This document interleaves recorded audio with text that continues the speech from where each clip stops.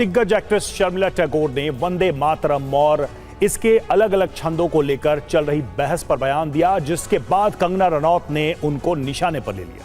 शर्मिला टैगोर ने कहा कि देश में सभी मजहब के लोग रहते हैं और सभी अपने अपने भगवान को मानते हैं, लेकिन वंदे मातरम एक मजहब के लोग गा नहीं सकते। उन्होंने कहा कि वंदे मातरम के सिर्फ शुरुआती 2 छंद ही गाए जाने चाहिए। पहले शर्मिला टैगोर का बयान सुनते हैं। मेरा पॉइंट ऑफ व्यू है कि यहाँ पे काफ़ी रिलीजन के लोग रहते हैं, मजहब के लोग रहते हैं जो एक गॉड में विश्वास करते हैं, single God, not many God's. और वंदे मातरम के जो स्टैंजा है वो वंदना करते हैं मेनी गॉड्स। आप पढ़ेंगे उसको तो आपको पता चलेगा, उसमें all the gods are mentioned by name. तो वो जो एक रिलीजन में विश्वास करते हैं उनके लिए मुश्किल है कहना कि वंदे काली, वंदे दुर्गा, वंदे, मुश्किल है। तो इसीलिए अगर इंडिया में जितने रिलीजन के लोग हैं उसको अगर हम इकट्ठा साथ लेके चले तो पहला 2 स्टैंजा इज वेरी गुड।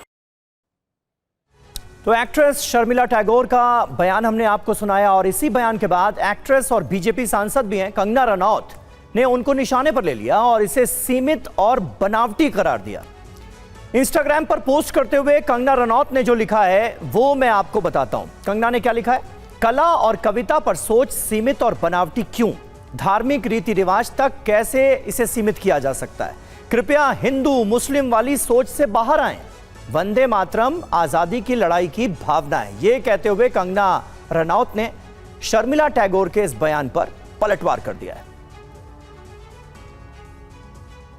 और वंदे मातरम पर केरलम में सियासी घमासान। जी हां, वंदे मातरम को लेकर वहां भी अब एक राजनीतिक लड़ाई दिख रही है। केरल में बीजेपी का विरोध प्रदर्शन, वंदे मातरम के अपमान का विरोध, सभी जिला मुख्यालयों पर प्रदर्शन, स्वतंत्रता दिवस कार्यक्रम में राष्ट्रीय गीत शामिल नहीं करने का आरोप।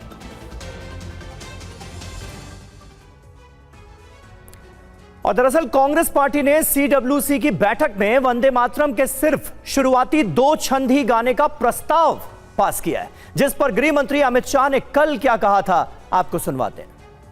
मैं देश की जनता को अपील करना चाहता हूं कि एक बार इस देश ने गलती करी थी वंदे मातरम के 2 टुकड़े होने देने की, और एक गलती के गंभीर परिणाम हमने भुगते हैं। अब देश की जनता एकजुट हो और कांग्रेस पार्टी के इस फैसले के खिलाफ आवाज बुलंद करे कि अब इस देश में तुष्टीकरण की राजनीति नहीं चलेगी। ये आजाद देश है।